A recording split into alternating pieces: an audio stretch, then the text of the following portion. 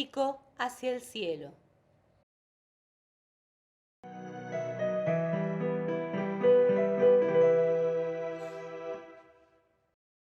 Desconocer las Sagradas Escrituras es desconocer a Dios. ¿Quién dijo esta hermosa frase? San Jerónimo. Él fue enviado por el Papa Dámaso a Tierra Santa y fue enviado porque conocía muy bien y dominaba bastante bien el idioma griego, aparte de otros idiomas.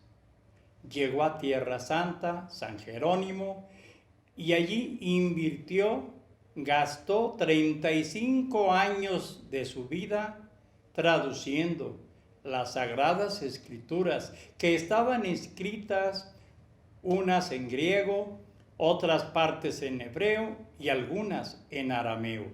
Luego, interpretarlas, buscar la forma de que quedara lo más exacto posible.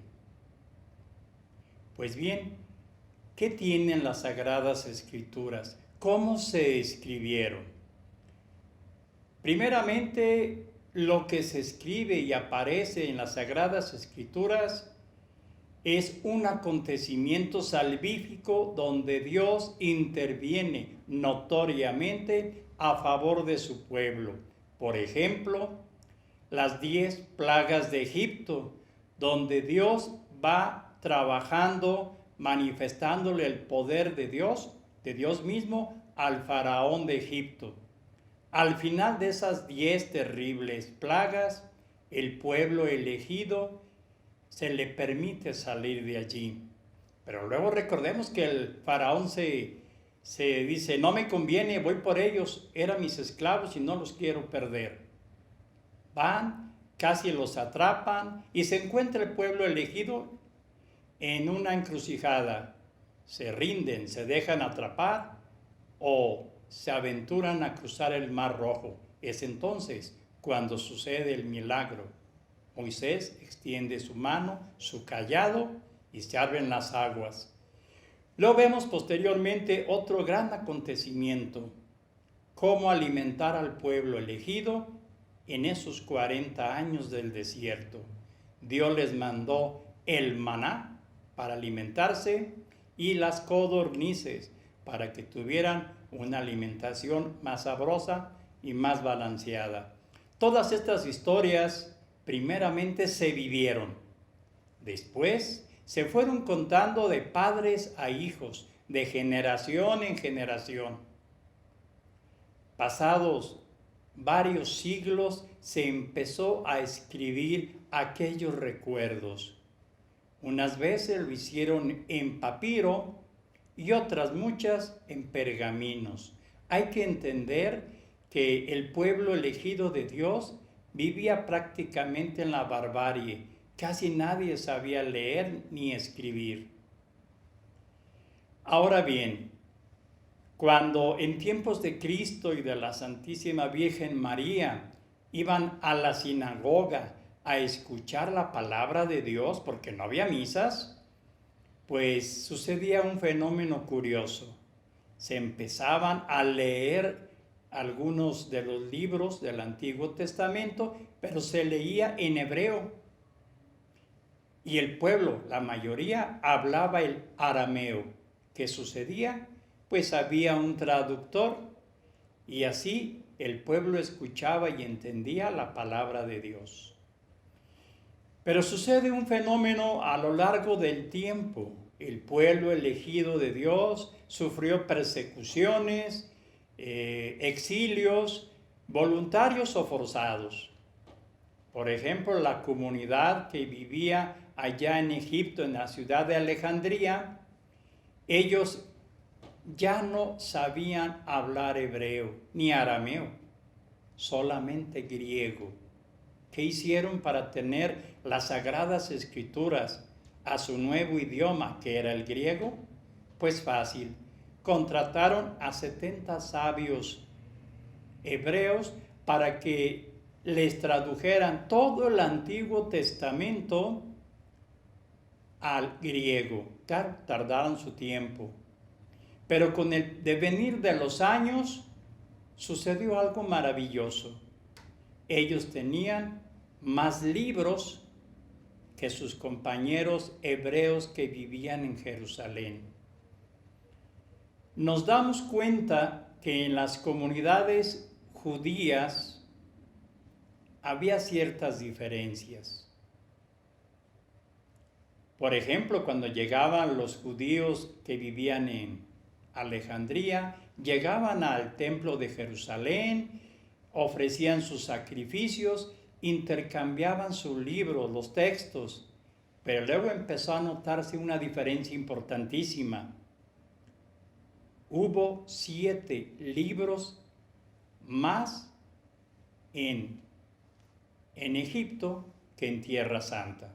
Y son los libros de Tobías, de Judith, el primero y el segundo de los Macabeos, el de la sabiduría, el eclesiástico y el de Baruch. Ahora, ¿cuántos libros trae el Antiguo Testamento? Pues son 46 y el Nuevo 27, en total 73 libros. Nuestros hermanos separados tienen 7 libros menos, que son los anteriores que acabo de platicarles. Tuvo que haber un concilio ya de cristianos en la ciudad de Hipona en el año 393 después de Cristo, donde quedaron bien definidos claramente la lista de cuáles libros eran los inspirados por Dios, o el famoso canon. Tú te preguntarás, bueno, ¿y por qué tanto argüende, pudiéramos decir? ¿Por qué tanta confusión? Es que ya circulaban después de Cristo, muchos años después, los famosos libros apócrifos, que no fueron inspirados por Dios, sino que simple y sencillamente fueron escritos por personas piadosas que querían llenar huecos que las Sagradas Escrituras no nos decían, por ejemplo, de Cristo. Pero los libros que se escribieron primero del Nuevo Testamento fueron todas las cartas de San Pablo, luego los evangelios, posteriormente el resto de las cartas de otros apóstoles y finalmente el Apocalipsis de San Juan. Para ti y para mí es bien fácil buscar alguna cita bíblica, pues la tenemos ya en capítulos y versículos. Pero antiguamente no era así, eran rollos de pergamino y era el texto corridito. Imagínate, para encontrar una cita bíblica tendrías que ser experto.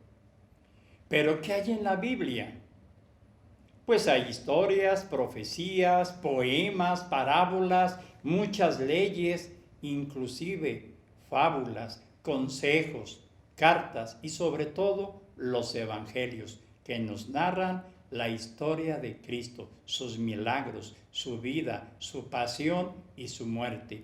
Por eso, desconocer las Sagradas Escrituras es desconocer a Dios. Yo te invito a que tomes tu Biblia y empieces a leerla con calma, empezando por el Nuevo Testamento.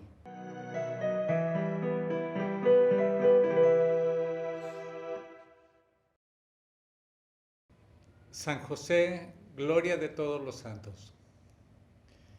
Este mes de marzo que estamos ya iniciando está dedicado a San José, como en otros meses, el mes de mayo, el mes a María, en noviembre a las almas del purgatorio.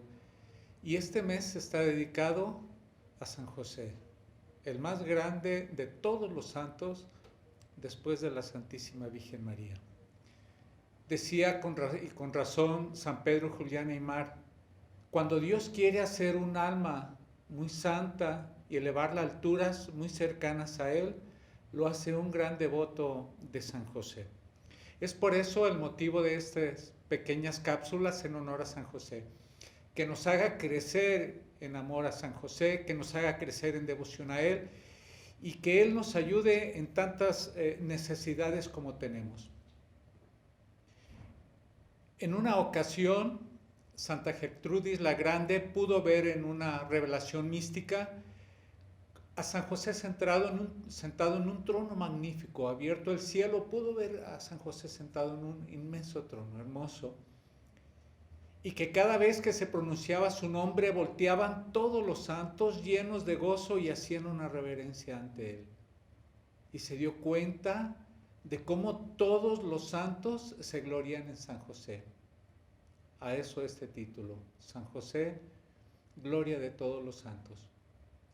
Santa Teresa de Jesús, mística, reformadora del Carmelo, 1550 promedio, fue tal vez de las primeras propagadoras de la devoción al Señor San José. Cuenta ella que siendo joven quedó enferma, muy lastimada y en una enfermedad incurable. Cada vez iba de peor en peor. Se encomendó a este gran santo, puso en sus manos su salud y súbitamente, repentinamente quedó curada. Y desde entonces ella tuvo una inmensa, enorme devoción a San José y fue una grande propagadora de la devoción al Señor San José. Y cuenta en sus escritos místicos que dice: animo, entusiasmo a que tengan una gran devoción al Señor San José. No recuerdo una sola ocasión en que yo le haya pedido una gracia que jamás me haya concedido. Por eso descubro que hay muchos santos que te ayudan en unas o en otras cosas, pero San José te ayuda en todas las necesidades. Los teólogos han definido la devoción, las devociones que se dan o el culto que se dan de 4 maneras. Primero, es de latría a Dios, que es adoración, solo adoración a Dios. Y perdulía, que es máxima veneración a la Santísima Virgen María. Protodulía, la primera veneración al Señor San José. Y dulía, que es reverencia a todos los santos. Así que es Dios, la Virgen, San José y todos los santos. Ha habido, hace años, nació en Montreal en el año de 1845 Alfred, que posteriormente fue conocido como el hermano Andrés y hoy se le conoce como San Andrés Bessette. Nació en Montreal, como les dije, en el año de 1845 y murió ahí mismo en el año de 1937. Este hombre sencillo entró de joven a la congregación de la Santa Cruz. Como era una persona muy poco preparada, solo se hizo hermano lego, jamás llegó a ser sacerdote, y en su congregación quedó como portero durante 40 años. Pero poco a poco fue conocido en todo Canadá por su gran piedad y su gran devoción, y acudían a él muchísimas gentes, enorme cantidad de gentes. Y él era un enorme devoto de San José. Cuando iban con él siempre les decía: acudan a San José, y le pedían oraciones, y por intercesión de él se cuentan innumerable cantidad de milagros. Se cree que recibía anualmente, para que se den una idea, 80,000 cartas. Le llegaban promedio 80,000 cartas y necesitaba 4 compañeros para ayudar a dar respuesta a todos ellos. Este gran santo, San Andrés Bessette, que fue beatificado en 1982 por su santidad el Papa Juan Pablo II y canonizado por su santidad Benedicto XVI en el 2010, en el año de 1924 se propuso levantar un santuario en honor al Señor San José en una colina hermosa en la ciudad de Montreal. Lo podrán ver si se meten a YouTube. Y en este lugar hermoso empezó este santuario, que fue terminado en el año de 1967. A él ya no le tocó verlo terminado, pero es el santuario más grande del mundo y en promedio recibe anualmente aproximadamente 2 millones de visitas. Él, cuando iban con él a encomendarle sus necesidades, siempre le regalaba un poco de aceite de la lámpara que ardía junto a la imagen de San José. Y como les digo, son innumerables los milagros que Dios alcanzó por su intercesión y sus oraciones. Pero él siempre decía: no es por mí, es por San José, este gran santo. Decía San Gregorio Nacianceno,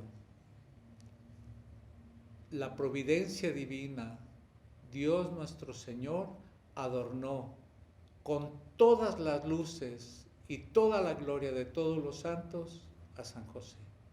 Él es el compendio de la santidad, después de la Santísima Virgen María. Tengamos una gran devoción al Señor San José y un gran cariño. Gloria de todos los santos. Señor San José, ruega por nosotros.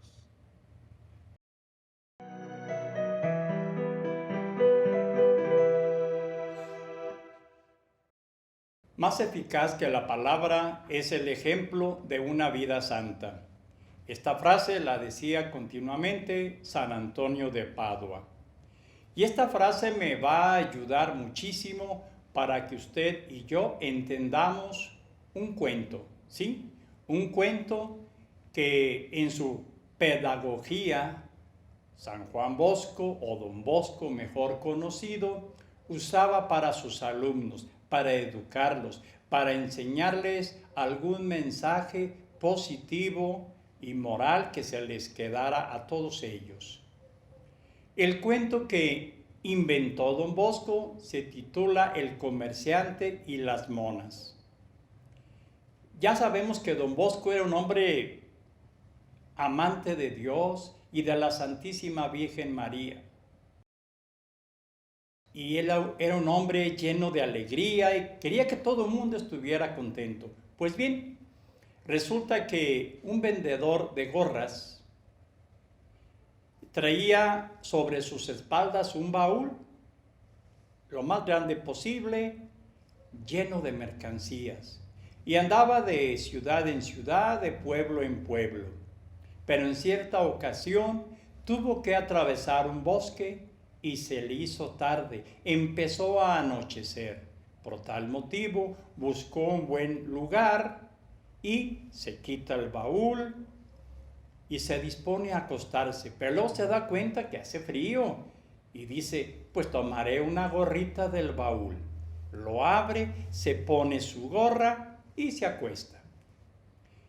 Pero no estaba solo, porque entre los árboles, y él no lo sabía, había muchos changos o monas que lo estaban observando sigilosamente y esperaron a que estuviera bien dormido. Cuando ya estaba así, bajan las monas, abren aquel baúl, sacan la mercancía y se la llevan, se suben a los árboles y andan de rama en rama. En cuanto amaneció, aquel hombre comerciante vio su baúl abierto y nada de mercancía. Se enojó, le dio también tristeza y miedo porque dijo, ¿y si unos ladrones andan por aquí, me pueden hacer algún daño? Entonces estaba pensando qué había pasado exactamente cuando empezó a escuchar unas risas burlonas. Levanta la mirada y ve un montón de monas y todas con sus gorras en la cabeza. Y este hombre se enojó, se desesperó, las insultó y les dijo que le aventaran sus gorras, que se las regresaran. Las monas, como si entendieran, más se burlaban de aquel hombre. En su desesperación, se agacha, toma piedritas y palitos y empieza a aventárselas a las monas. Las monas simplemente se cambiaban de rama o de árbol. Viendo que era imposible recuperar su mercancía, aquel hombre se quita su gorra y se jala los pelos y empieza a maldecir, y en un momento de desesperación arrojó la gorra al suelo y la pisó. Y esa fue la salvación de aquel hombre, porque las monas se sorprendieron y les gustó aquel movimiento y todas ellas empezaron a arrojar también las gorras. El hombre vio que era un buen momento, corre, la recoge, llena su baúl de toda su mercancía, la carga en sus hombros y se va muy agradecido con Dios porque había recuperado su mercancía. Este cuento tiene una moraleja y es la siguiente. El que ve hacer el bien, tiende a hacer el bien. El que ve hacer el mal, es tentado a hacer el mal.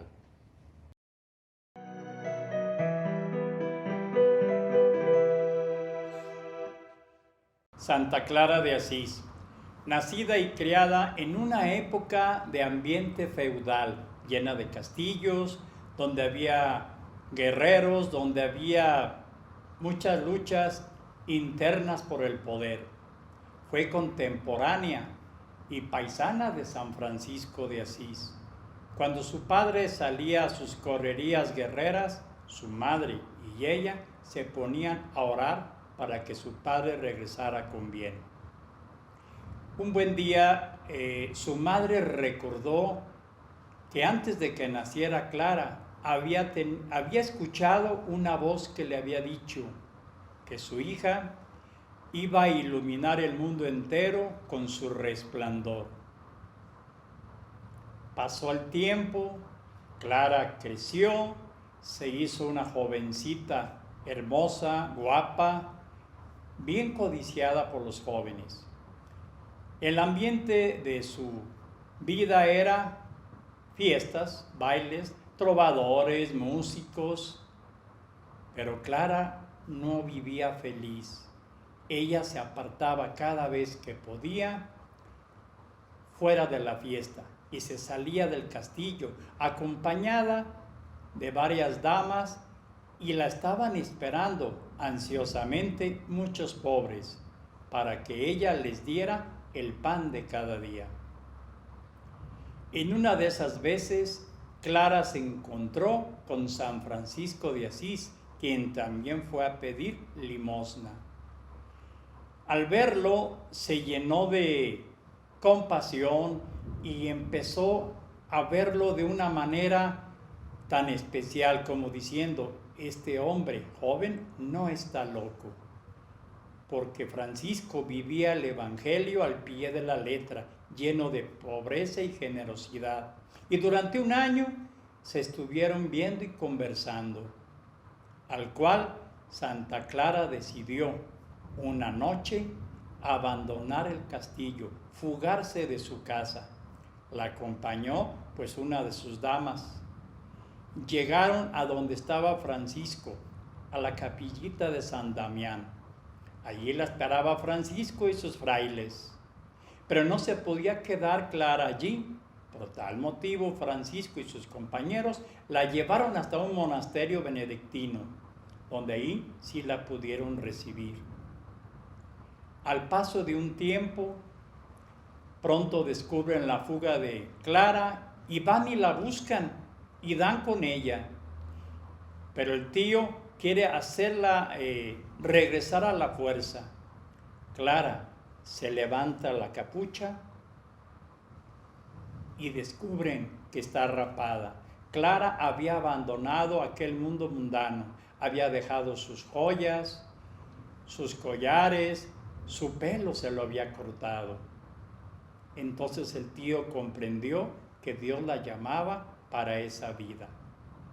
Al poco tiempo, a Clara la visita su hermana Inés y le pide que la admita porque ella quiere vivir como Clara. Pero luego fueron llegando una a una y varias muchachas jóvenes que querían ser como Clara. Por tal motivo, el obispo les dice, pues ahora tienen que irse a vivir a otro lugar.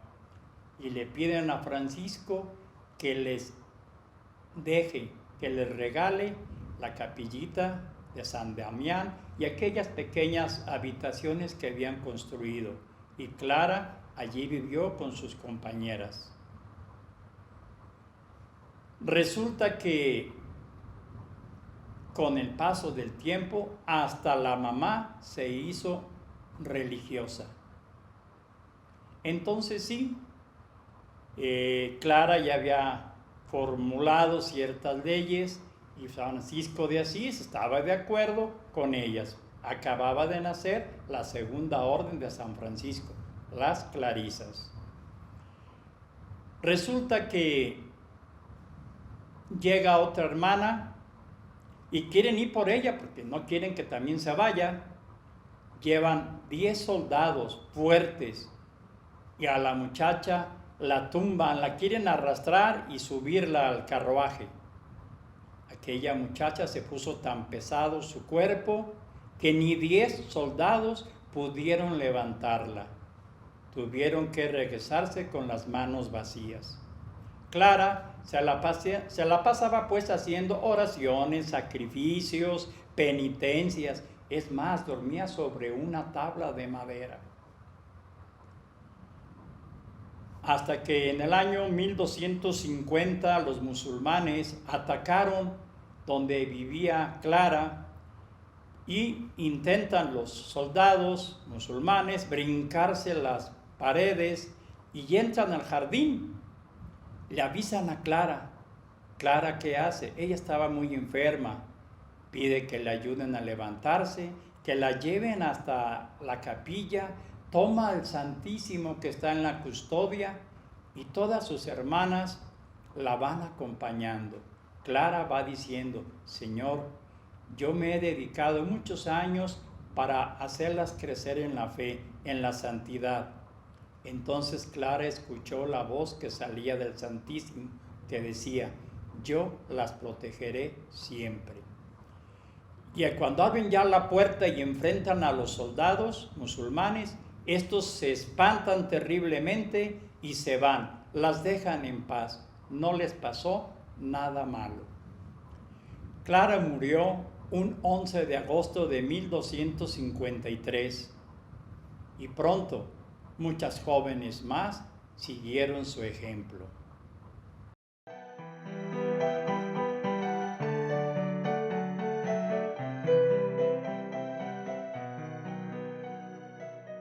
Del pórtico hacia el cielo.